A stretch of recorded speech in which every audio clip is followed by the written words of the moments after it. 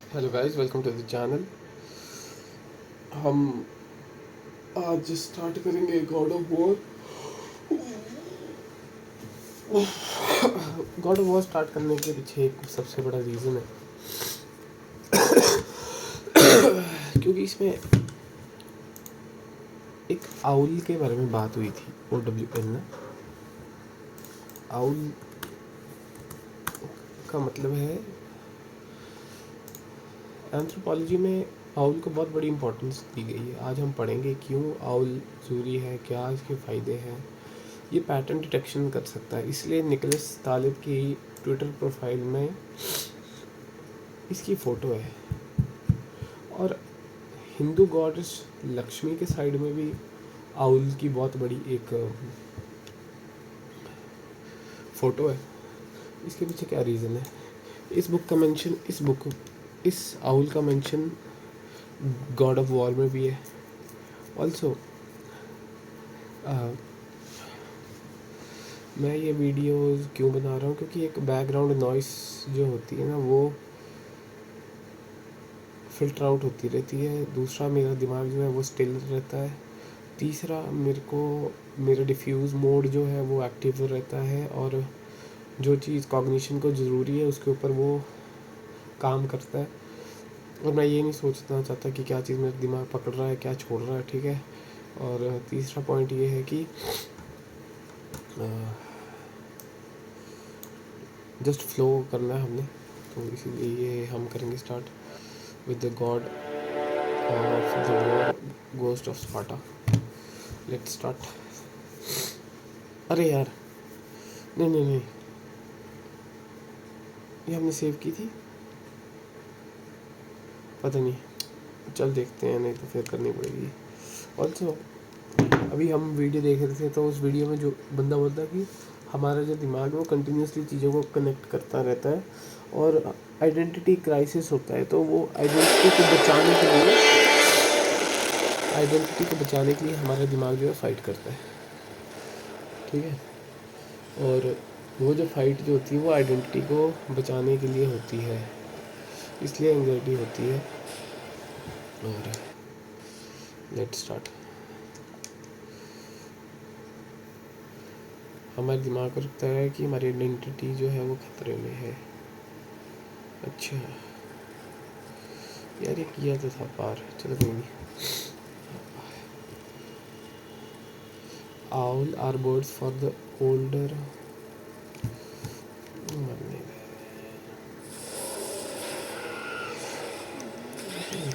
चल चल।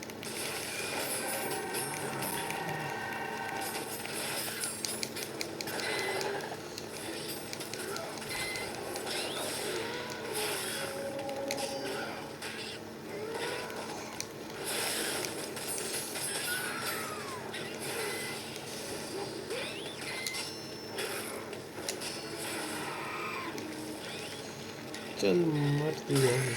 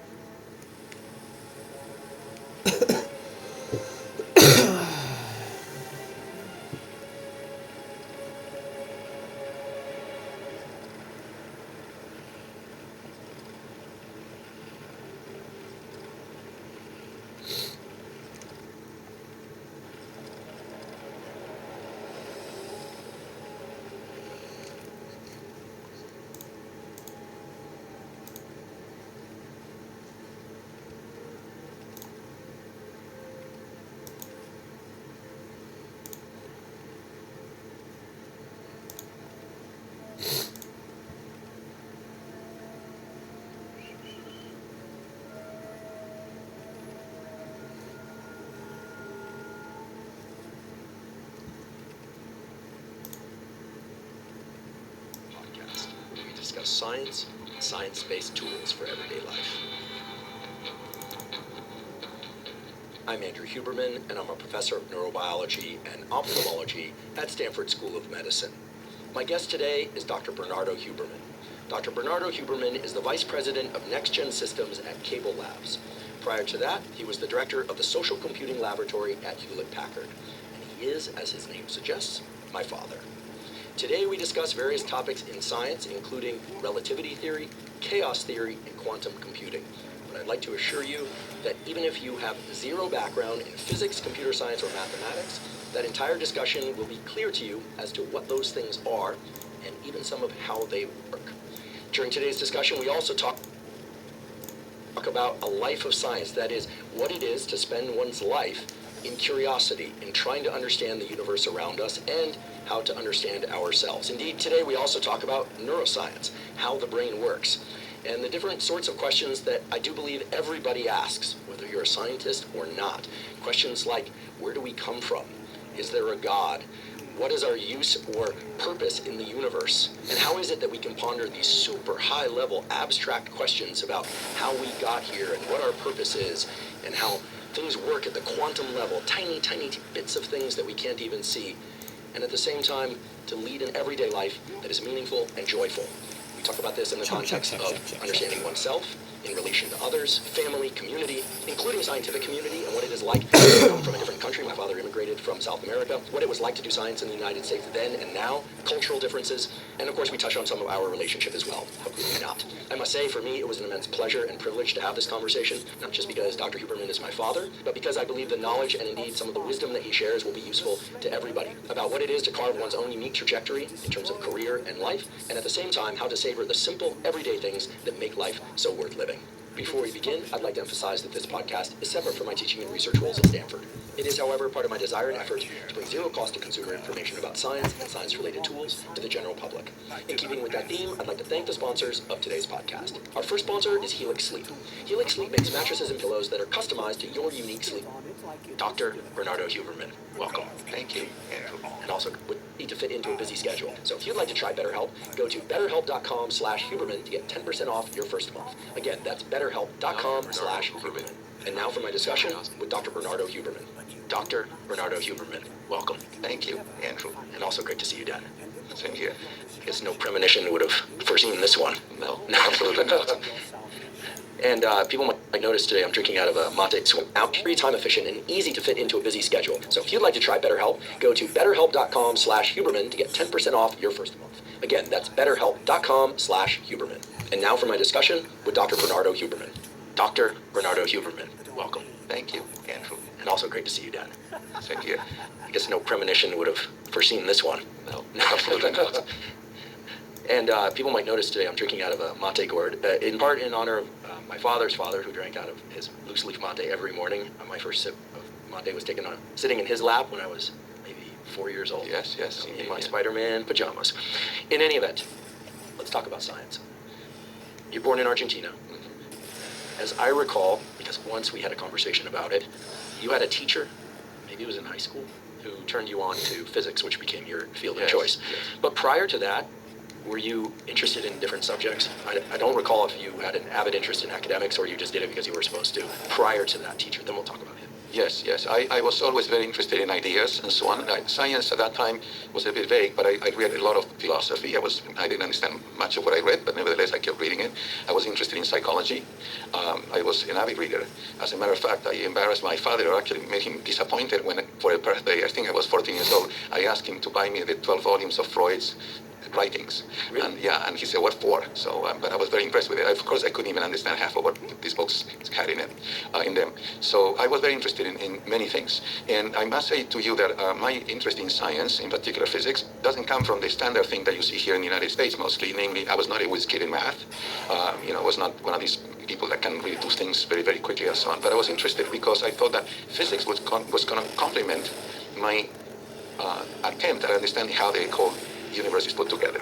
The philosophers were saying all sorts of things. I went to a very special school that I learned 6 years of Latin and so on, and I had to read things like Kant and cosmogonies and so on that really didn't mean much to me. But suddenly I started discovering that physics might be interesting. And I had a cousin, Hector, who was a physicist, a particle physicist already. I mean, he was living at that time in France. And so there was a little bit of that influence.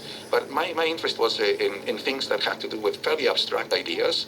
I cannot believe that at one point or the other I was very good in geometry class, being able to prove theorems. I mean, the teacher would just say, let's prove this. And I was somehow able to reason through and come to some proofs. So I think that I was very interested in ideas and not necessarily in the very concrete aspects of science at that time.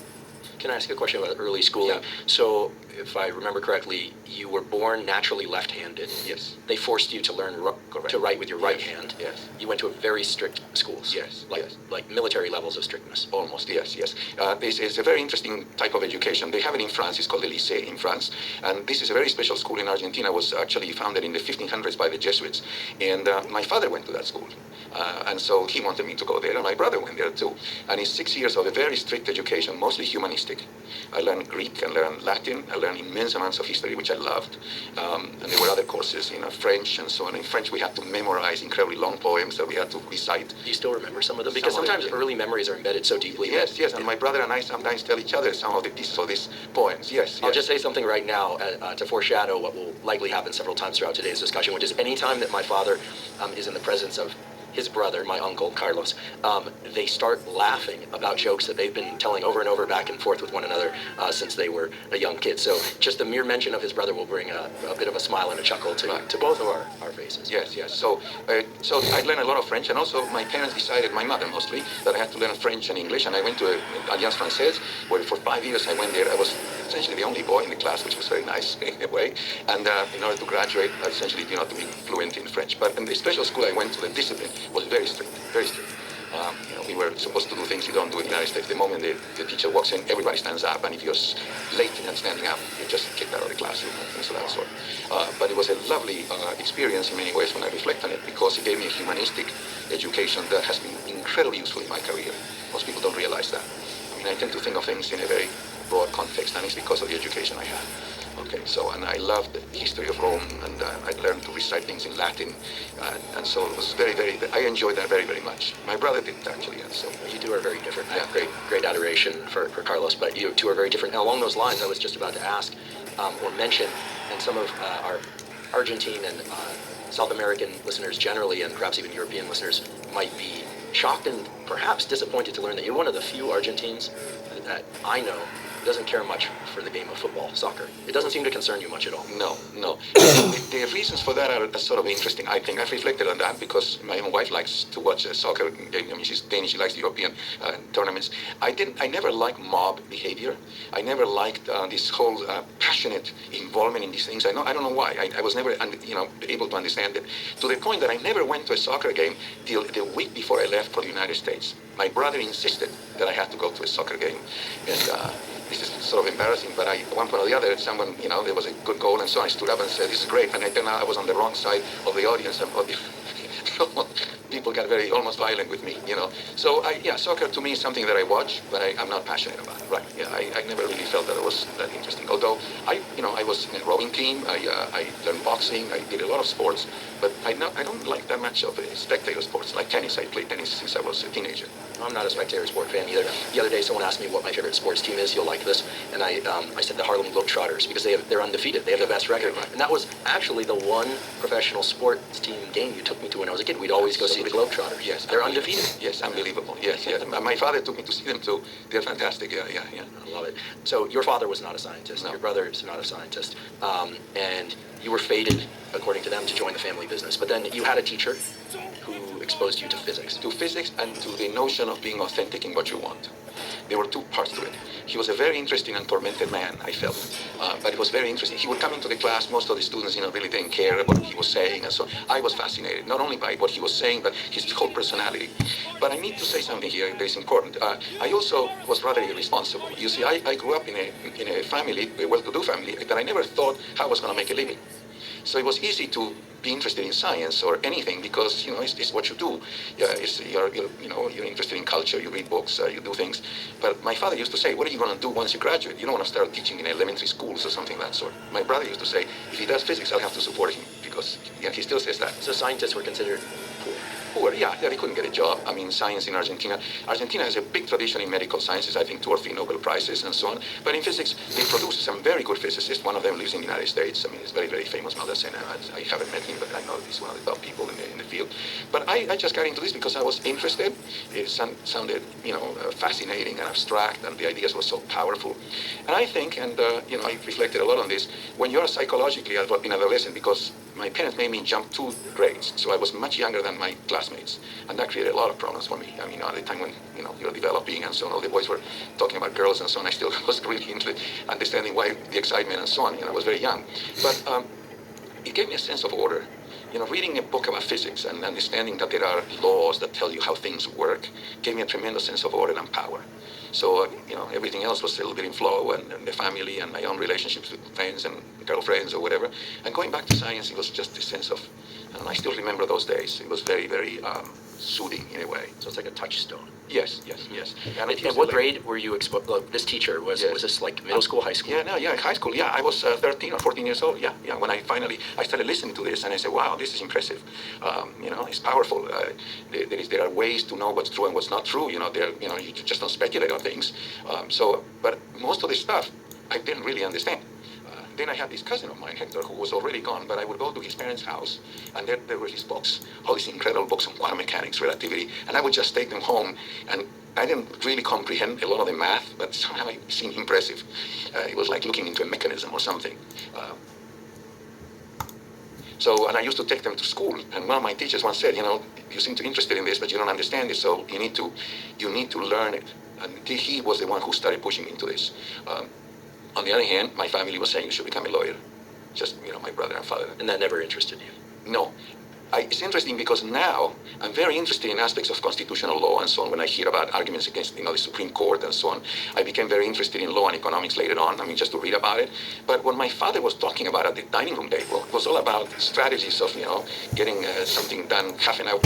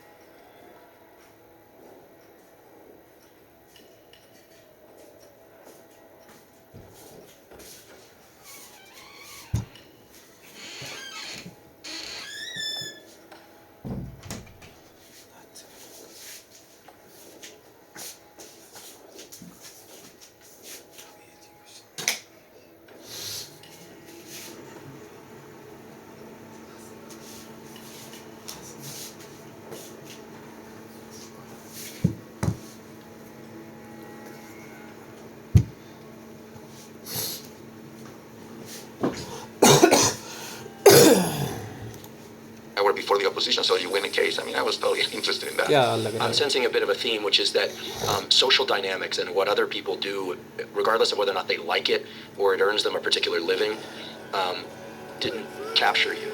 Like the idea that people and their groups and their ways of thinking and behaving, while they may not bother you, it didn't captivate you. The way that, like, it sounds like physics, made you think that there's something kind of bigger, that there's something more universal, Right. which indeed physics is, right? It's not. It is. It explains most everything. Yes, and Most everything. Yes, and I also think that I was a bit of a loner. It was very hard to find people that, children or young people that thought like me. So eventually I became part of a group. We were 4 or 5 guys that used to get together on Saturdays and, go to the movies and so on, and then afterwards discuss, whatever we were interested in and so on. I was only 16 years old, and deciding what to do with my life. Of all 4 of us, we committed. Some of them came from incredibly wealthy families, 2 of them. We committed to really be true to ourselves and pursue what we liked. But I was the only one. The other 2 ended up running the business of their parents, and one of them essentially, I don't know what he did. I saw him years later. Money becomes a pretty bright beacon for a lot of people. Yes. Yeah. I'm grateful to you that you never pushed me to go in any particular direction. Right. You pushed me to not go in particular directions, but never with respect to academic choices. And in fact, I don't recall you telling me or Laura, that, by the way, folks, that's my sister's name, that we had to do anything except attend our classes and do our best.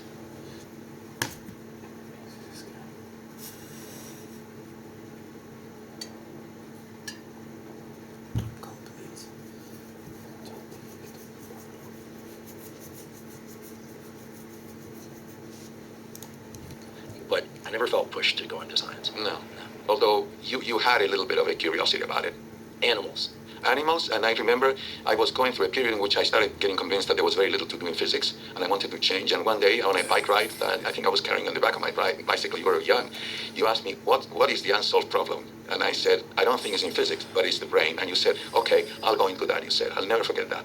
Well, it's interesting. I'm fascinated by human memory, as you know. I know you are as well. And I recall that story as well. I recall it slightly differently, but we're really closely aligned. Which is, I remember you used to walk me to school in the morning, and you would drop me off at the cut through to the path behind Gunn High School, because I would pick up Kristen Harnett across the street, and you told me it would be better if I picked her up by myself and walked her to the end of the street, which is where class was. You were teaching me chivalry. And I remember asking you what you do. I was probably 5 or 6 years, well, let's say first grade, so it'd probably be somewhere around 6 or 7 years old. I asked you what you do, and you said physics, and I said, well, what is that? And you said, well, let me tell you the feeling it gives me instead. You said, the night before your birthday? And I said, yeah. And he said, you know that feeling? And I said, yeah. And you said, well, that's how I feel every day when I go to work. Yeah. And I remember, I'll never forget that. And I said, what do you do? And he said, I'm a physicist. And I said, well, then I'll be a physicist. And then I recall, so maybe we had the conversation twice, you saying, well, most of the big problems in physics are solved, so you should pick something perhaps a little less untread, like, and I said, like what? And you said, well, the brain is pretty interesting. And I said, okay, I'll work on that. Yeah, no, that's true. This issue of feeling like before your birthday is something I remember saying to you. I don't recall feeling that way every day. I do recall feeling like this when I had an idea and finally worked out and we wrote a paper and so on. It was an incredibly exciting time. Well, you know about it. You've done it yourself now. And so I wanted to convey that to you. It was very, very interesting and important to me that you understood that. On the other hand, it made me feel very isolated as well, not only with you, with everybody. I mean, it's a very esoteric field. You used to walk into the study, look at me, writing equations and so on, and when you say, what's that, or... I was thinking about your study, which was just a door down from my childhood bedroom. I still remember the way that your study smelled. I can still smell it. I have an incredible sense of memory for certain things. I can still remember, but I remember how your books were aligned, where your stereo was placed, your photos, your photo of Einstein, your photos of me and Laura and Mom. I remember all of it. And the sofa that was just off behind it, because you're a nap taker, which I inherited from you. But I remember that, you would spend a lot of time in that office and listening to classical music. Do you listen to music while you work, or did you listen? All the time. Yeah, classical music for me is something I discovered very young. My parents also loved classical music, my brother too, and it's something that to me, has a tremendous emotional resonance with the way I feel. Sometimes it's background music. Sometimes I really listen very carefully. It's something that I've always had in my life and still have it. I mean, it's very, very important to me. But not many musicians in our family. No, unfortunately, yeah. Although there is a very famous one. We've all tried. Huh? We've all tried. Yeah, you in particular, yeah. We all failed. Yeah. There is a very famous Huberman, a great violinist, Bronislaw Huberman. I mean, there's a picture, I think I sent it to you, he and Einstein. He was one of the greatest violinists, Bronislaw Huberman. We all failed. Yeah. There is a very famous Huberman, the great violinist, Bronislaw Huberman. I mean, there's a picture, I think I sent it to you, he and Einstein. He was one of the greatest violinists in the 1920s, 30s, and 40s, an incredibly interesting man. Huberman, the great violinist, Bronislaw Huberman.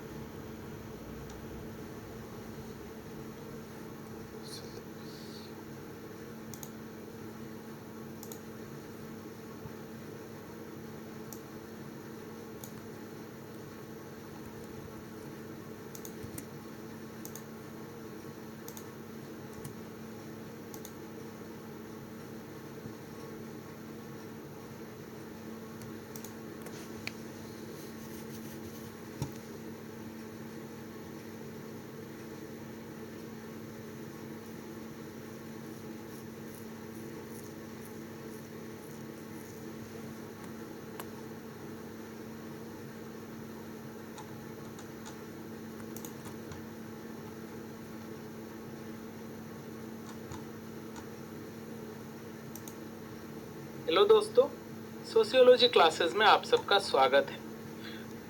Sociological thinker के इस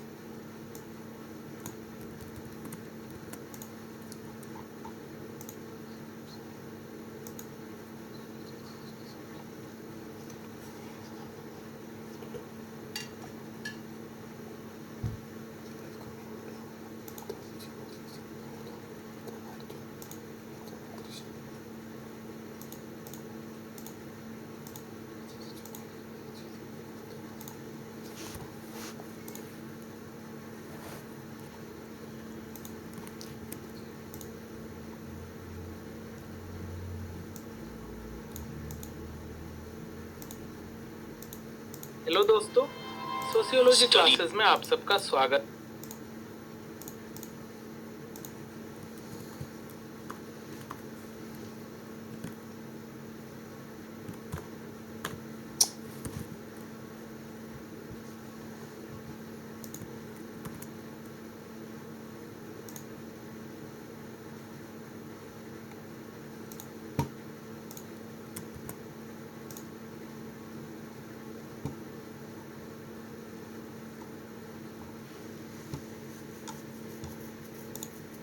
Können wir die zum Schluss noch irgendwie verständigen?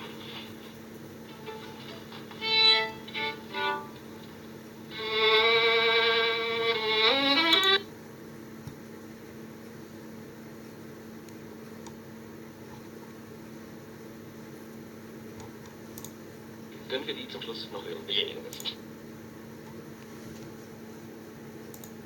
Können wir die zum Schluss noch irgendwie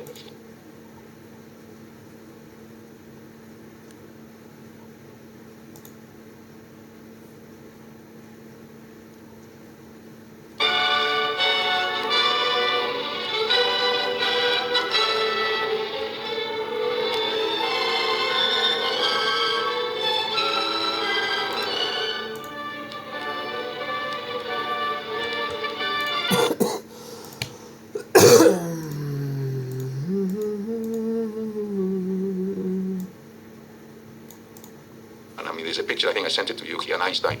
He was one of the greatest violinists in the 1920s, 30s, and 40s, an incredibly interesting man. He's the founder of the Israel Philharmonic.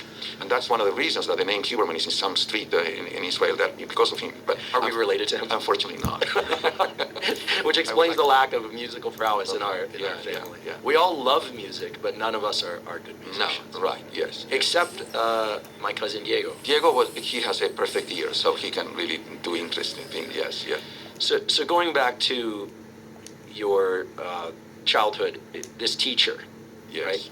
So, I mean, what was it? You already had sort of seeded an interest in finding order, in things that made the world make sense. What was the political situation in Argentina at that time? Quite horrible parts of it. I mean, there was a dictatorship that lasted for a long time, this Peron thing and so on.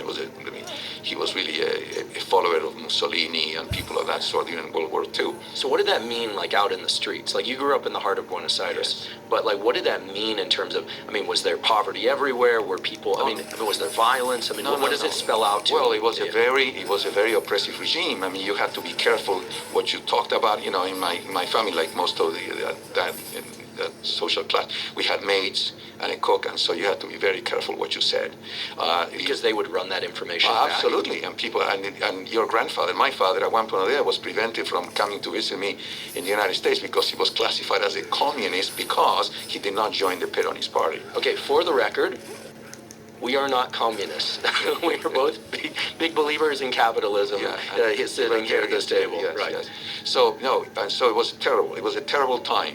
It was a very oppressive time. But he wasn't a communist either. No, of course not. Of course, no. He was on the other side. But the idea at that time, it was to be classified as such. Eventually, that information leaked obviously to the American authorities. So when he asked for a visa, they denied him. It was a very complicated story. I don't think we should waste time to know how it got eventually resolved through a friend of mine who was a priest, a Jesuit here in the United States. But the point being that during that time, you had to be very careful the way you spoke, the way you said things. There was a dictatorship that was very much like the fascist in Italy, you know, and actually that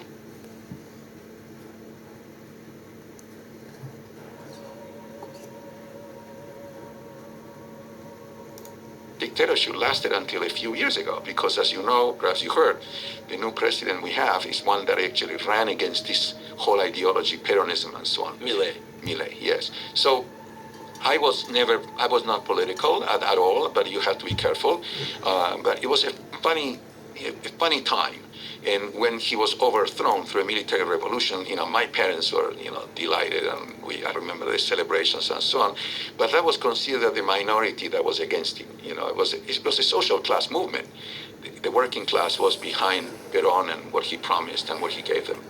But that eventually died. So the real problem was that there was no real commitment to science as an investment that a country should make. Yes, it was nice to have Nobel Prizes, that is culturally good, but they didn't have the pragmatic notions that we have here in the United States of doing science means solving concrete problems. And this was in the 1950s? The 60s too. Right. Yeah. So this was one of the biggest and fastest progressions of physics and its implementation in the U.S. Yes. So right. were you hearing about that? Of course, I was following it all, and I wanted to buy books about it and so on. I had some conflicts with my father about spending money on books that he thought they were not going to take me anywhere and so on. I mean, he was a very pragmatic lawyer. He didn't understand why I was doing these things. So yes, I was aware of everything. And actually, the university was very good. I entered the university, and you had to choose what you wanted to do. And after a tremendous personal crisis, I decided not to go into law or engineering, which was the alternative my father offered, and decided to study physics. And I didn't regret it at all. It was a very impressive time. You know, I got a good education in physics, a little bit too abstract. So this was experimental physics or theoretical Both. physics? Both. In the lab, I was okay. I mean, I was better in classes on advanced. I took a lot of courses in advanced mathematics and calculus and beyond that, and complex analysis and so on. It was. So it turns out you were good at math after all. Good. Yes, I understand math. I'm not a whiz. I mean, like many of my students have been.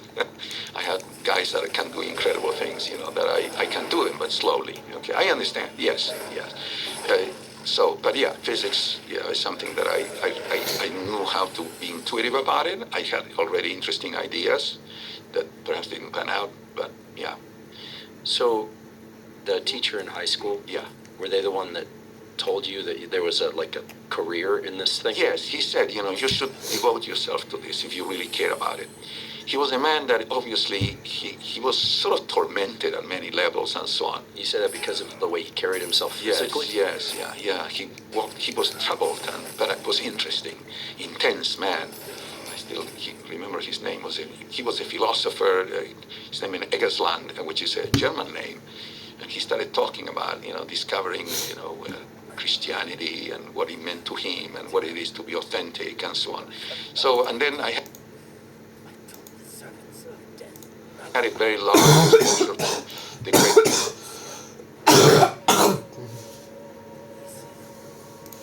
thinkers of the antiquity, Roman and Greek. So it was all, to me, fascinating, interesting. And it was good to have friends that I could discuss these things with. Do you think it's a disservice that nowadays in the United States, and even when I was growing up, but especially now, that we don't force kids to be exposed to all these topics? Like, we try and track people into something early on. Actually, a recent guest told me that many schools are now just giving knowledge but not expecting kids to do problem sets. Teaching them about physical activity but not expecting them to do physical activity. Seriously. Well, that sounds a little bit funny. Yeah. Well, no, but that is the direction that education in this country is going.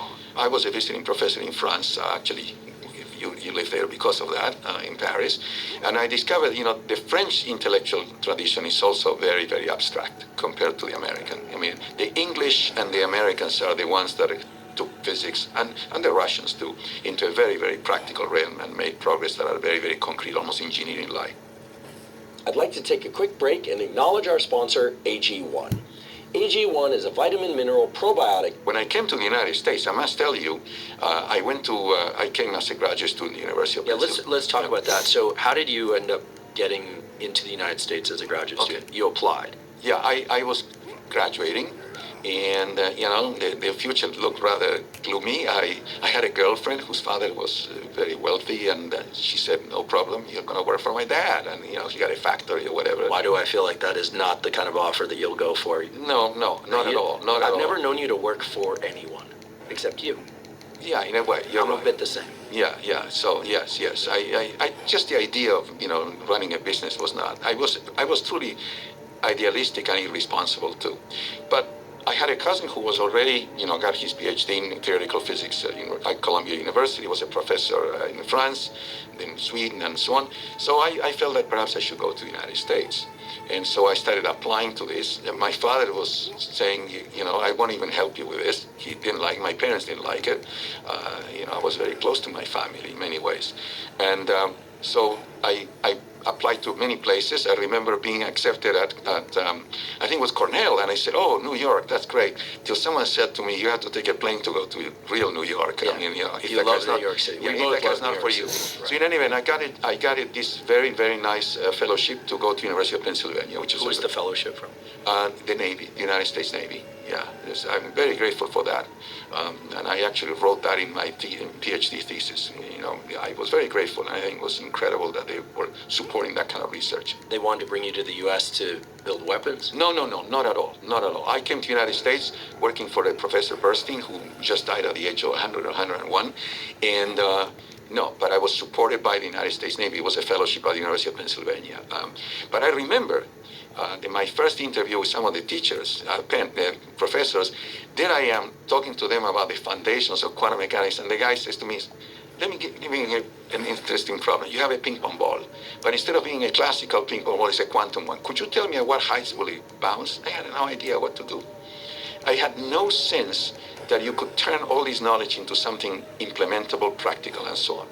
So it was quite a struggle the first year. So you had theoretical understanding, yes, yeah. Not experimental understanding. Right, yes, or empirical and so on. I didn't know how to calculate things very well. Yeah, I didn't think it was being good at math. I was good, yeah, math, understanding the math. There's a difference thing between understanding math, implemented and, creating things. Well, you learn that. I had 4 years of graduate school and got my PhD in physics, so obviously I learned how to do it. But what I'm saying is that I had this very, very vague theoretical understanding what the world worked, but not really practical. I didn't have it at my fingertips. That's what you learn when you go to graduate school, as you know yourself. Okay, so Yeah, it's one thing to learn about the brain as an undergraduate, but in graduate school is where I learned how to slice brains, stain brains, trace connections, record from neurons, and it's a whole other business Absolutely. to get your hands dirty in the thing. Absolutely, Yeah. absolutely. And the same thing for me. Yeah, I'm taking courses and discovering what you like and dislike. I was a little bit bound to my professor because he was the one who gave me the fellowship, but I didn't like what he did, which was always very problematic. Did you have a good relationship? It was funny. He sort of tried to become my surrogate father. But on the other hand, intellectually, I always felt that the guy was not quite there. He was very famous, Sure. and so on, but He's a member of the National Academy. he was not. But he was very famous, very famous. But I always felt that there was a lack of depth into what we were doing. It was not just him. It was just the solid state physics. There was a very famous, Mary Gell-Mann, who had total contempt for solid state physics. He used to call it squalid state physics. Yeah, for those that don't know Murray Gell-Mann, we'll get to Murray later because I had the interesting experience of meeting him as a child, but he discovered the quark. He won the Nobel Prize. In many ways is considered at least as I had the interesting experience of meeting him as a child, but he discovered the quark. He won.